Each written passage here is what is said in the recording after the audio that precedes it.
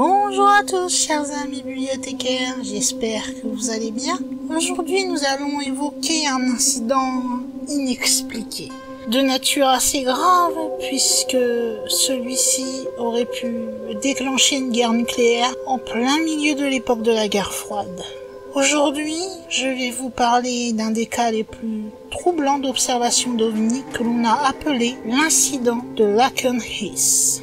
Bien sûr, comme vous le savez, avant de vous en dire plus, je vous invite à vous installer bien confortablement, à prendre quelques petites choses à grignoter en cas de petite faim et surtout, bien sûr, une boisson pour accompagner cela. Il ne fait jamais de mal de s'hydrater, surtout si au passage, c'est de l'eau.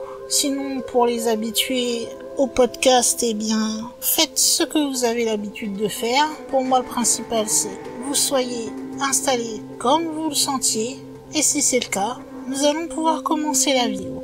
Tout cela se déroule dans la nuit du 13 au 14 août 1956, en Angleterre, plus précisément à la base aérienne de Laken Heath. À un moment donné, les radars de l'armée vont détecter d'étranges échos. Mais ce ne sont pas de simples erreurs techniques comme ils ont eu tendance à le penser au début. Ce sont bien des objets non identifiés qu'ils ont vus. Ils étaient rapides, manœuvrant à des vitesses et à des angles qui défiaient les lois de l'aéronautique, surtout à l'époque. Ils ont pu suivre cela en temps réel et c'est une observation qui a même été confirmée par plusieurs témoins. On va décider d'envoyer des intercepteurs de la Royal Air Force pour savoir exactement que sont ces engins. Le contact sera établi, mais ce que vont découvrir les pilotes dans le ciel cette nuit-là va les marquer à jamais, mais également marquer à jamais l'histoire. Y a-t-il une manipulation? Était-ce des visiteurs d'un autre monde ou une technologie que l'on cherchait à cacher? Je vais vous en dire plus concernant l'un des mystères les plus fascinants de l'histoire militaire moderne et des observations d'OVNI. Je vais d'abord revoir avec vous la chronologie exacte des événements qui ont amené à cet incident de Laken Heath. Nous sommes le 13 août 1956. Il est exactement 22h55 lorsque le radar de la base de Bentwater, dans l'est de l'Angleterre, va commencer à détecter un écho-radar assez mystérieux. Apparemment, il s'agissait d'un objet qui était en déplacement, passé au-dessus de la base à une vitesse apparente de 6400 km/h. Aucun banc sonique n'a été mentionné lors du rapport. Le personnel de la tour de contrôle de Bentwaters va demander bien sûr confirmation de ce qu'ils ont vu sur le radar à la tour de contrôle de Laken Heath et ils mentionnent avoir vu passer ce qu'ils vont nommer une lumière floue. Au même moment dans le ciel, un C-47 qui se déplaçait à 5000 pieds avec un membre de personnel navigant a également aperçu cette lumière. C'est lui-même qui, lors de l'enquête, va déclarer qu'il a aperçu une lumière brillante qui était exactement sous l'avion. Le responsable de la base de Laken Heath, qui lui utilise un système MTI, ça veut dire qu'il n'y a pas d'interférence au sol ni de cible stationnaire qui puisse se tromper, nous allons dire. Il va déclarer qu'il n'a détecté aucun écho-radar mystérieux, si ce n'est une sorte de cible immobile. Les radaristes du centre de contrôle du trafic aérien vont eux constater que la cible observée passait soudainement de l'immobilité à une vitesse comprise entre 640 et 960 km/h selon leurs enregistrements. Ils remarquent également que cette cible va changer plusieurs fois de direction et elle se déplace toujours en ligne droite, d'un point à l'autre, à une vitesse constante de 600 miles par heure. Sachant que les changements de lieu étaient séparés d'une distance de 8 à 20 miles, c'est-à-dire environ de 13 à 32 km. Et les moments où elle était à l'arrêt, eux, variaient de 3 à 6 minutes environ. Après 30 à 45 minutes d'observation, la Royal Air Force va décider d'envoyer un chasseur. C'est un Venom biplace qui devra donc faire une investigation sur qu'est-ce qu'exactement l'objet qui a été repéré sur les radars. Le centre de contrôle radar du trafic aérien de Laken Heath va le guider pour qu'il aille jusqu'à la position supposée de ce fameux objet non identifié. Il va se retrouver alors entre 15 000 et 20 000 pieds d'altitude. C'est là que le pilote va voir la cible et la verrouiller sur son radar. Les opérateurs radars du centre vont informer le pilote qu'ils ont détecté 2 cibles. Une qui n'a pas bougé depuis qu'ils sont en contact avec lui, et une autre qui est positionnée juste derrière lui. Le pilote va alors essayer de tenter différentes manœuvres pour essayer de secouer, comme ils disent dans leur langage, l'OVNI pendant 10 minutes, c'est-à-dire essayer de le faire bouger. Mais en essayant de rester toujours quand même par sécurité, comme il ne savait pas à quoi il avait affaire, à distance fixe. Pour cela, il va effectuer différentes montées, piquets, des virages en cercle, mais aucune des manœuvres qu'il va faire pour essayer de faire bouger cet OVNI et du moins se sentir peut-être un petit peu plus en sécurité vu qu'il était cerné par 2 objets non identifiés, ne parviendra à les faire bouger comme il l'aurait voulu. À court de manœuvre, le pilote va décider de retourner à la base et il va demander qu'on lui dise si l'objet, lorsqu'il revenait à la base, persistait à le suivre. En effet, il fut observé que l'OVNI l'avait suivi sur une courte distance juste avant de s'immobiliser. Les radaristes d'ailleurs vont voir ensuite l'objet effectuer quelques petits déplacements, puis partir en direction du nord à peu près 950 km/h et disparaître complètement de la portée des radars à 3h30 du matin. On va envoyer, pour remplacer le premier, un second Venom biplace, mais il a dû rapidement rentrer à la base car il s'est trouvé qu'il a eu des ennuis mécaniques en vol, donc il n'a pas pu établir de contact avec le fameux objet qu'a observé le pilote, ou du moins les 2 cibles qu'il avait verrouillées sur son radar. Je n'ai pas trop essayé de changer ce qui s'est passé lors du cours de cette observation, c'est-à-dire entre 23h55 et 3h30 du matin, parce que je ne voulais pas trop partir dans mes délires et que ça soit au plus proche de ce qui s'est réellement passé. J'espère que vous comprendrez. Je suis désolée si ça fait un peu lecture pour certains.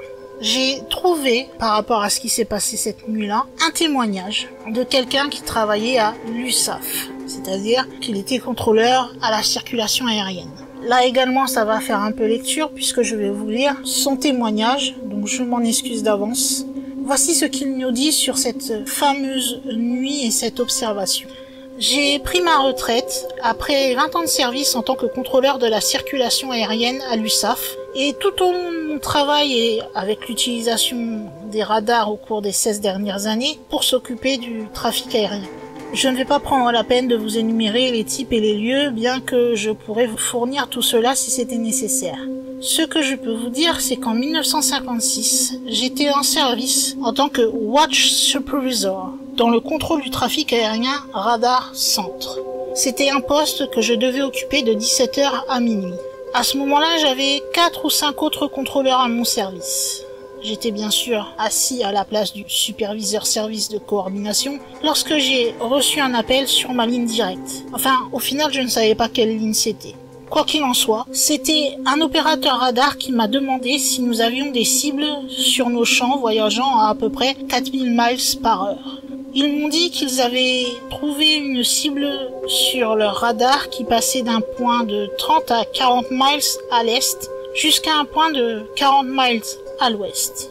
Il a dit également que la tour rapportait le voir aller et venir et que cela semblait juste être une lumière floue. Un C-47 qui survolait la base à 5000 pieds d'altitude a également rapporté la voir comme une lumière floue qui passait sous son avion. Nous n'avions pas de rapport sur la distance réelle au-dessus de l'aéronef. J'ai immédiatement contacté tous les contrôleurs pour qu'ils vérifient leurs lunettes radar. Chacun d'eux avait une plage d'application différente, ce qui pouvait aller sur un rayon de 10 miles à 200 miles. À cette époque, je n'ai pas contacté n'importe qui par téléphone. C'est qu'il faut dire que j'étais plutôt sceptique à l'égard de ce qu'il était en train de se passer et de la possibilité que ce soit un OVNI. Nous avons alors utilisé l'ITM complet sur notre radar. Comme ça a pu éliminer tous les retours au sol et les cibles fixes. Il y avait très peu ou voire même pas de circulation ou d'objectifs précis sur les domaines étudiés. Du moins, c'est ce que je me souviens. Cependant, un contrôleur va remarquer qu'une cible fixe se trouvait sur des champs d'environ 20 à 25 miles sud-ouest.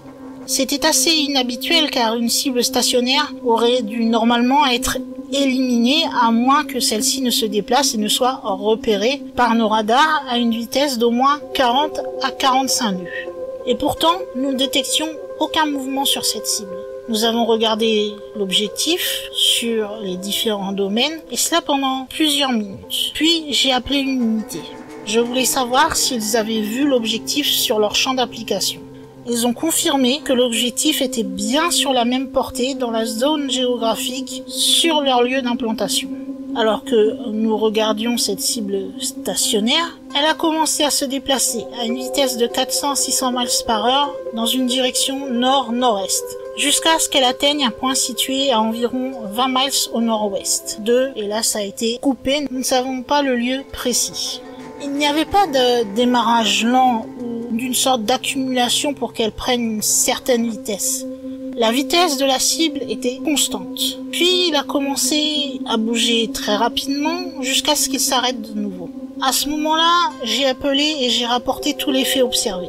Il a envoyé donc ce rapport initial à un certain command post. Là également, on n'en saura pas plus. Cela a été enlevé de son discours. J'en ai aussi parlé à mon commandant local de l'AFB et à mon unité, qui était un escadron de communication AFCS. J'ai pensé qu'il y aurait pu en avoir d'autres, donc j'ai préféré vérifier car je ne savais vraiment pas ce qui se passait. J'ai cependant répété tous les faits connus jusqu'à maintenant de ce qui était arrivé et des cibles que nous avions aperçues.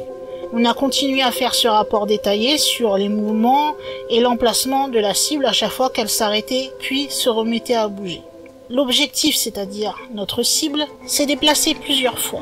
Seulement, elle le faisait toujours en ligne droite, toujours à environ 600 miles par heure, et elle était toujours prête à partir d'un point debout ou à l'arrêt pour aller jusqu'à son prochain arrêt sans qu'il n'y ait d'accélération, comme par exemple vous avez sur une voiture. La vitesse au moment où elle partait était toujours la même jusqu'à son point d'arrivée. Ces changements de localisation variaient de 8 miles à 20 miles de longueur. Il n'y avait pas de modèle de réglage. Ces temps passés à l'arrêt entre ces différents mouvements variaient également de 3 à 6 minutes. Il précise peut-être encore plus longtemps car j'étais occupé à répondre à des questions, écouter des théories, des suppositions, etc. et ce que les gens supposaient qu'il était en train de se passer. Il continue en disant « Cela s'est poursuivi pendant un certain temps. Après, imaginons environ 30 à 45 minutes, il a été décidé d'envoyer 2 Royal Air Force intercepteurs pour enquêter sur la cible. Je crois, si je me souviens bien, qu'une fois que l'armée de l'air a appelé la RAF qui était sur place, donc les fameux 2 avions, il me semble avoir entendu ce qu'il s'était passé. Apparemment, un avion et le deuxième seraient partis juste après, comme je le mentionnerai plus tard, précise-t-il entre parenthèses. L'avion intercepteur a décollé d'une station de la RAF et s'est approché de la cible au sud-ouest. Le contact radio et radar a été établi avec la Royal Air Force, les avions d'origine, à un point de l'ordre d'environ 30-35 miles sud-ouest. Au contact initial, le pilote de l'intercepteur va donner toutes les informations de base qu'il avait sur ce fameux objet non identifié. C'est-à-dire la distance entre lui et la cible, la longueur possiblement observée, etc. D'ailleurs, au moment de l'observation, l'OVNI était à ce moment-là à l'arrêt. Nous avons aussi expliqué que nous ne connaissions pas l'altitude exacte de l'OVNI, mais nous pouvions tout de même supposer que son altitude était supérieure à 15 000 pieds et en dessous de 20 000 pieds en raison de l'opération caractéristique que pouvait faire le radar. Nous avons également, en plus de notre rapport, mentionné le rapport du C-47 qui a relayé cette fameuse histoire de lumière qui passait en dessous de lui à une altitude un peu en dessous de 5000 pieds. L'intercepteur étant toujours en vol à ce moment-là, nous avons continué à lui parler et le guider vers l'OVNI lorsqu'il faisait ses manipulations. Mais l'OVNI restait immobile. Pendant tout ce temps, nous avons continuellement donné l'ordre et la position de l'OVNI à l'avion intercepteur. Et nous faisions attention à ce qu'il reste à environ un intervalle d'1 ou 2 miles entre lui et l'OVNI observé. Peu après, nous avons dit à l'avion intercepteur qu'il se trouvait à peu près à un demi-mille de l'OVNI. Et au niveau position, alors en aviation on parle niveau horaire, que celui-ci se trouvait à 12 heures devant lui. Il m'a alors répondu « Roger, j'ai mes fusils braqués sur lui ». Puis il s'est arrêté et a continué « Où est-il allé? Vous l'avez encore sur vos radars ?» Nous lui avons répondu « Roger, il est apparu qu'il était juste derrière toi, et il est toujours là. Apparemment maintenant il avait deux objectifs. L'un était devant lui et l'autre derrière lui. Ils avaient la même vitesse, étaient très proches, mais c'était vraiment deux points distincts sur nos radars. Le premier mouvement de l'OVNI était tellement rapide que je l'ai totalement raté. C'est un autre contrôleur qui était avec nous qui a pu l'apercevoir. Toutefois, le fait que cela se soit produit a été confirmé par le pilote de l'avion intercepteur. Il nous a dit qu'il avait essayé de faire un peu bouger l'OVNI et qu'il essayerait à nouveau. Il nous a déclaré qu'il avait grimpé, plongé, encerclé, fait différentes manœuvres, mais que l'OVNI a agi comme s'il était collé à la même distance à chaque fois juste derrière lui, c'est-à-dire très proche. Dans notre cas, nous pouvions toujours voir deux cibles distinctes sur nos radars. Note, sur notre radar était probablement entre 200 et 600 pieds, plus près que nous le pensions. Nous avions à la fois sur notre radar la position de l'avion ainsi que de l'OVNI. La plupart des spécifications vont préciser 500 pieds environ, qui serait pour eux le minimum. Mais pour moi, je crois bien que cela variait entre 200 et 600 pieds. C'était bien plus proche de la vérité que le raccourci à 500 pieds. Et en plus, l'accordage avec les équipements, les conditions atmosphériques, etc. nous ont permis également de déterminer la situation exacte de ce qu'il se passait. Le pilote va ainsi continuer à essayer de secouer un peu l'OVNI pendant environ 10 minutes, ce qui semblait long pour lui comme pour nous. Et nous continuons pendant ce temps-là de temps en temps de communiquer avec lui et de lui dire, à partir de ce que nous voyons, si l'OVNI était toujours si proche de lui ou pas. Et le pilote était à la fois inquiet, excité et aussi effrayé, comme nous l'étions nous aussi. Il nous a finalement dit « Je retourne à la base. Laissez-moi savoir s'il me suit. Je suis à la traîne concernant l'essence. » Nous lui avons dit que l'OVNI l'avait suivi mais que sur une courte distance, alors qu'il se dirigeait vers le sud-ouest. Et l'OVNI s'est arrêté et est resté immobile. Nous avons donc dit au pilote qu'il n'avait plus à s'inquiéter puisque maintenant l'OVNI semblait immobile à environ 10 miles au sud de sa position. Le premier avion est rentré à la base et presque immédiatement le deuxième intercepteur nous a appelé sur exactement la même fréquence. Nous lui avons répondu et nous lui avons dit que nous l'aiderions avec notre radar. Et que nous établirons donc ce fameux contact entre ce que nous voyons sur notre radar et lui-même. Il précisera entre parenthèses, il n'était pas sur le radar à ce moment-là, probablement qu'il venait juste de décoller et qu'il était encore trop bas pour que nous puissions le détecter, ou bien encore trop loin. Nous avions pour la plupart de nos radars des lunettes à courte portée, donc nous pouvions regarder l'OVNI de près sur seulement une petite portée. Le pilote de l'avion intercepteur numéro 2 a appelé le premier pilote de l'intercepteur, Tom ou Frank, il ne sait plus exactement le nom comme il le précise entre parenthèses, pour savoir ce que le premier avait vu. Et exactement, il va lui dire « As-tu vu quelque chose ?» Le premier pilote va lui dire « J'ai vu quelque chose, mais je serais damné si je sais ce que c'était. » Le pilote du deuxième avion lui demande « Qu'est-ce qui s'est passé exactement ?» Le premier lui répondra « Il ou je ne sais quoi est venu derrière moi et j'ai fait tout ce que j'ai pu pour essayer de passer derrière lui à mon tour, mais je n'ai pas réussi. C'est la chose la plus dingue que j'ai jamais vue. » Le premier pilote a également fait une remarque en disant au deuxième pilote qu'il avait réussi à verrouiller la cible sur son radar et que cela avait duré quelques secondes.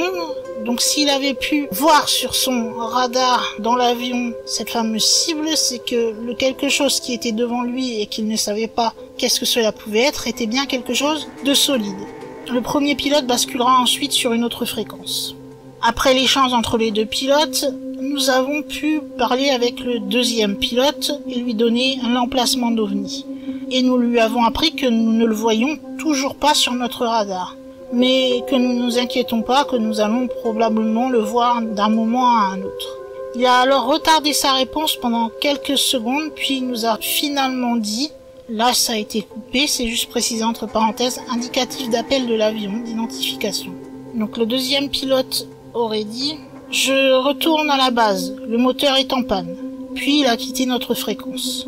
Tout au long de ce qui s'est passé pendant cette nuit-là, Nous avons essayé de parler avec toutes les agences possibles, essayant d'être conseillés sur chaque aspect, chaque mot qui avait été dit, pour que tout soit rapporté dans les meilleurs détails. Ensuite, nous nous sommes interrogés sur les mesures qu'il fallait prendre. Il ne fallait pas que ce soit juste des suggestions. Et finalement, ils nous ont dit de continuer d'observer la cible et de faire savoir si quelque chose se passait. Seulement, l'objectif faisait toujours exactement la même chose. Des mouvements courts, puis il ne bougeait plus, du moins sur notre radar, il n'était plus en mouvement, et il était dans une direction nord. Sa vitesse avait été estimée à environ 600 miles par heure. Puis, nous avons perdu la cible en direction du nord à environ 50-60 miles. Ce qui est normal si l'OVNI en question, ou la cible, se trouvait à ce moment-là à une altitude inférieure à 5000 pieds, puisque le type de radar que nous utilisions avait un rayonnement qui ne pouvait pas l'observer à cette altitude. Nous avons dû ensuite faire une déclaration sur l'événement, et nous avons pris contact avec le poste de commandement de la division aérienne. Ils nous ont alors dit qu'ils se chargeraient de tout. En ce qui me concerne, j'ai fait un rapport écrit sur ce qu'il s'est passé en détail à donner aux officiers en charge de l'établissement auquel je travaillais. Et on m'a dit qu'à moins que je ne sois contacté plus tard pour plus d'informations, pour l'instant cela ne me regardait plus, ils s'occupaient de tout. Je ne sais pas à ce moment-là si un rapport service, donc CERVIS, a été soumis à ce sujet ou non. Mais en tout cas, je n'ai plus entendu parler de cette histoire. Toutes les vitesses qui sont indiquées dans le rapport que j'ai fait ont été calculées en fonction du temps et distance parcourue du radar. Cette vitesse a été calculée même plusieurs fois le soir même, et bien que cela se soit produit à certains moments, nous sommes sûrs que par rapport au climat, etc., le basique des éléments qu'ils avaient en connaissance était correct. Je sais, cela a pu vous paraître un peu long, mais c'est vraiment quelqu'un qui, pour le coup, travailler directement sur un des radars lorsque l'incident est arrivé. Vous aurez aussi en septembre 1971, donc quelques années plus tard quand même, une étude qui sera publiée dans un magazine qui s'appelle Astronautique et Aéronautique. L'expert radar de la commission Condon va s'appuyer en partie sur la fameuse étude présentée en 69 par le professeur McDonald, qui était physicien de l'atmosphère, et il va conclure que, je cite, « Si l'on considère la haute crédibilité de l'information et la cohérence et la continuité des comptes rendus ainsi que leur haut degré d'étrangeté, ce cas d'OVNI est certainement un des plus troublants connus à ce jour. » Et figurez-vous que j'ai réussi à trouver le fameux rapport Condon. Alors ça fait très bizarre dit à la française, Condon, à propos du fameux cas de Lakenheath en Angleterre du 13 au 14 août 1956. Dans ce rapport, nous pouvons lire la météo qui dit que le ciel était généralement dégagé et que s'il faut plus de détails, donc il y avait une autre section consacrée à cela sur le rapport.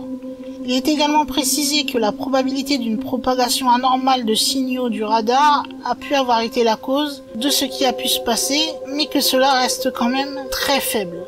Il y a un ou deux détails qui sont assez étranges, qui sont donnés dans le rapport, et ils vont surtout noter en particulier la fameuse disparition qui a été rapportée lorsque je vous parlais de le contrôle aérien de Bentwaters, où la station radar avait bien capté quelque chose et qu'il avait ensuite contacté Lakenheath.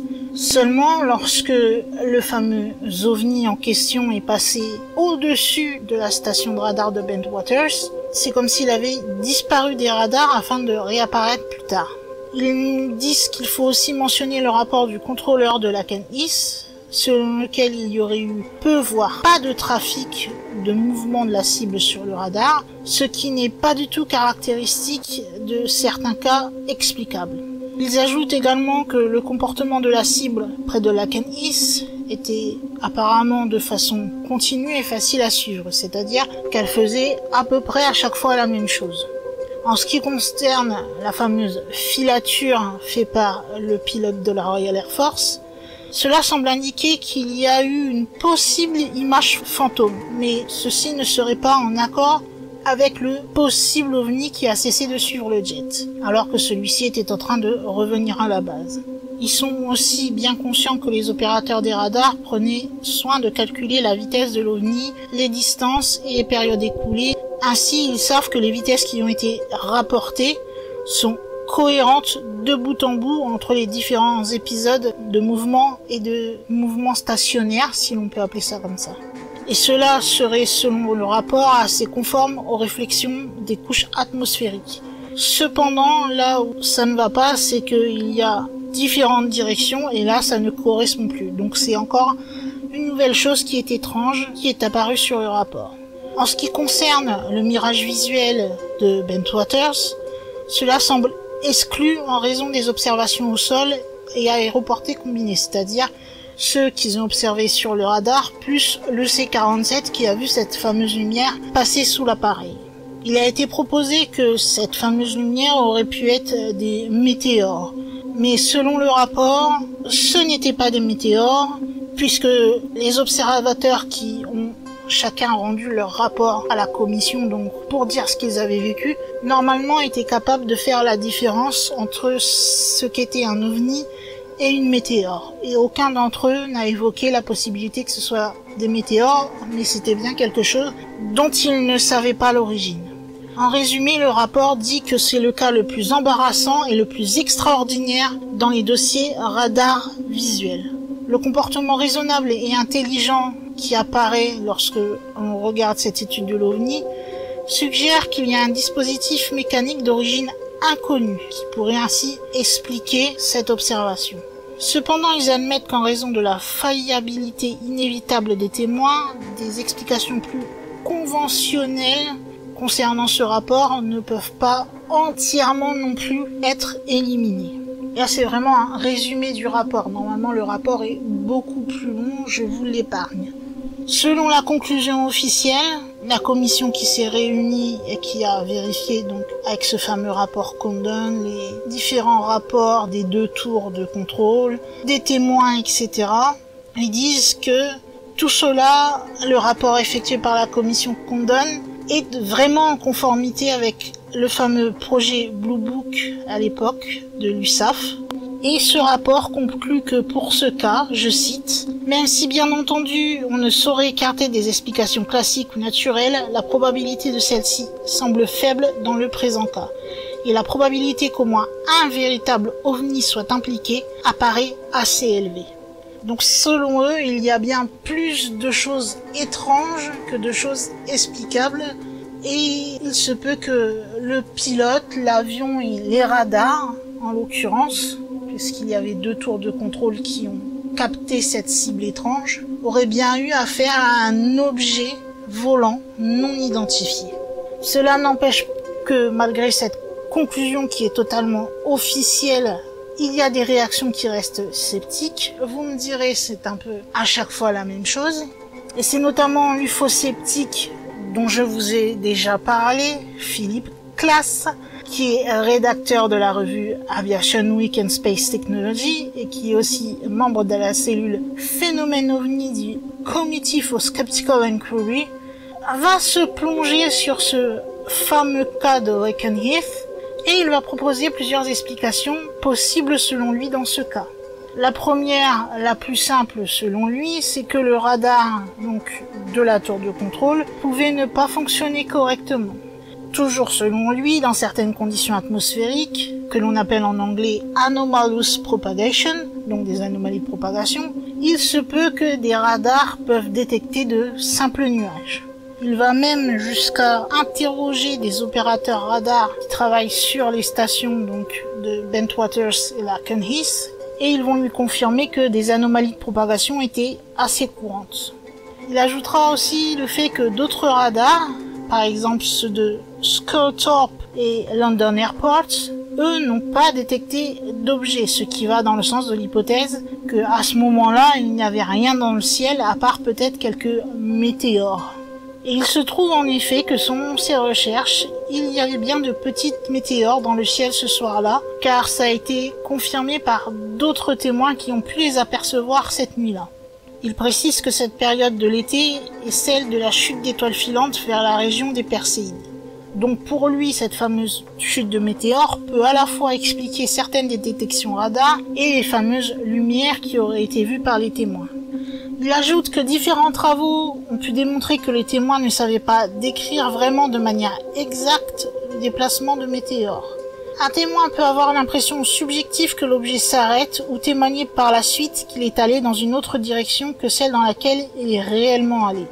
Donc en gros, il ne croit pas du tout à ce que les témoins racontent. Il terminera en disant que le cas de Lakenheath est, à son sens, très important compte tenu de la tenue des événements qui se sont produits durant cette nuit, mais qu'il n'avait à cette date pas d'engins tels que par exemple le TR-3B ou d'autres engins qui pouvaient à ce point défier les lois de la physique.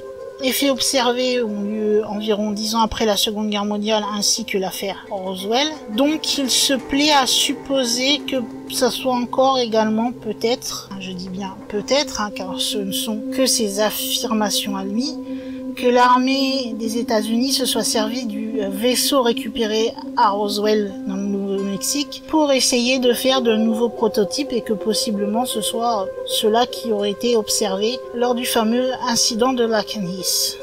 Il va même jusqu'à dire s'agissait-il d'une démonstration de force aérienne de la part des Russes ou des Américains, justement en pleine période de guerre froide, ou était-ce simplement des météores? Il conclura quand même de manière un peu plus légère, nous allons dire, parce que jusqu'alors, vous avez remarqué selon ses dires que tout ce qui est dit ne s'est pas passé et tout a une explication. Selon lui, il ne faut quand même pas écarter ce qu'il appelle l'hypothèse exotique, puisque les faits qui ont été rapportés lors de cet incident de Lakenheath sont quand même arrivés 2 ans après la vague de 1954. Donc, il précise que ce n'est pas improbable qu'il s'agisse des mêmes objets qui avaient été observés 2 ans plus tôt dans le monde entier durant la fameuse période. Ne vous emportez pas, ceux qui connaissent ce cas d'OVNI.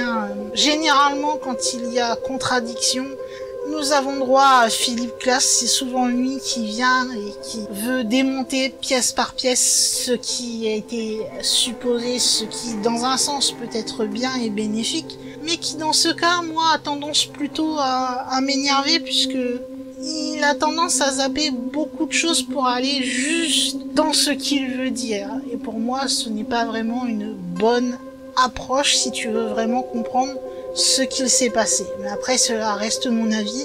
Ceux qui aiment bien ce que fait Philip Klass, ne pas m'insulter dans les commentaires. Je ne fais que donner mon ressenti personnel.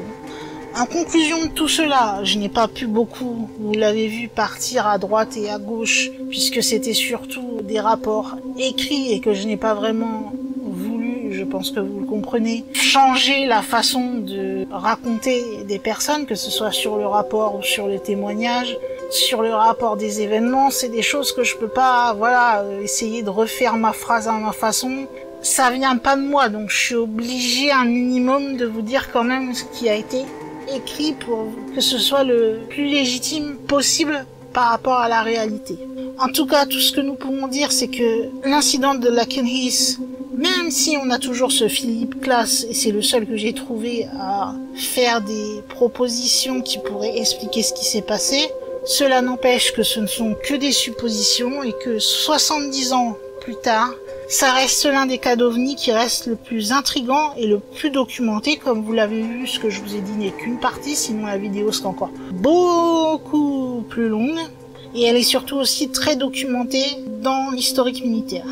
Parce que comme vous l'avez vu, on a la preuve par les radars, on a aussi les témoins visuels, on a les pilotes expérimentés qui ont pu les voir, on a les intercepteurs de la Royal Air Force qui sont partis en urgence, dont un qui a pu entrer en contact entrer en contact verrouillé sur son propre radar la fameuse cible, ce qui fait que ça montre que c'était bien quelque chose de solide qui était devant lui.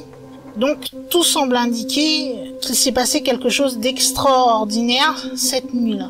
Après vous me direz, est-ce que nous-mêmes nous pouvons conclure quelque chose? Pas vraiment, nous ne sommes pas des spécialistes.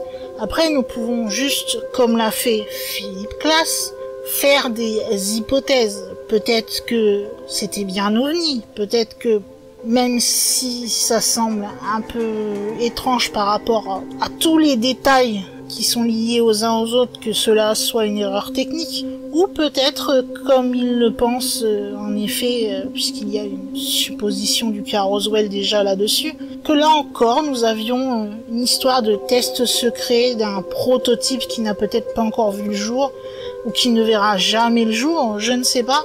Tout ce qui est sûr, c'est que ce qui a été aperçu ce jour-là, eh bien, est un phénomène que nous ne comprenons toujours pas.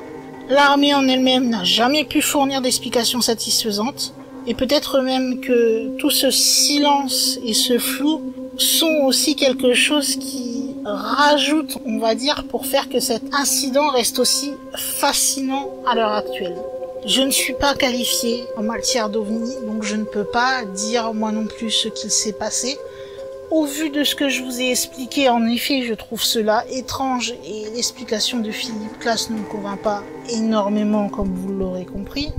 Néanmoins, j'espère tout de même, malgré le fait que c'était assez lecture encore une fois, que cette vidéo vous aura plu, que vous aurez peut-être découvert cette histoire, ou peut-être pas d'ailleurs, et peut-être que vous y connaissez mieux que moi et vous avez plus d'informations sur l'incident de Laken Heath.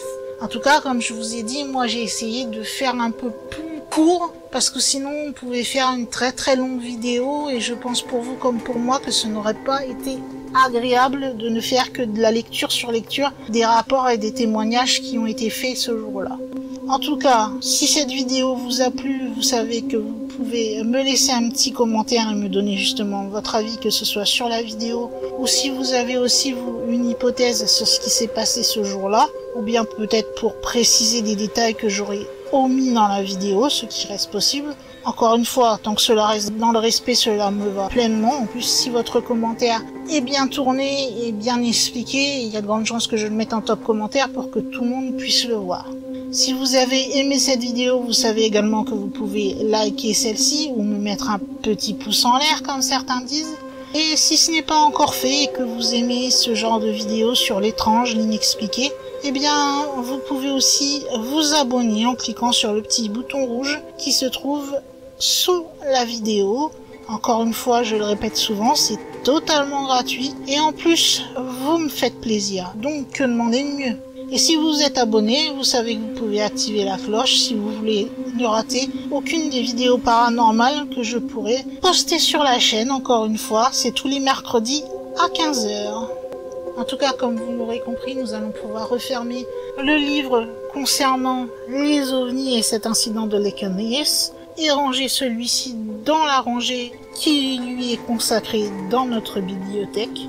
Et puis, il va être aussi également temps pour moi, en tant que gardienne de la bibliothèque, et bien tout simplement de fermer les portes de celle-ci et de vous dire à la semaine prochaine pour une nouvelle vidéo. Bye!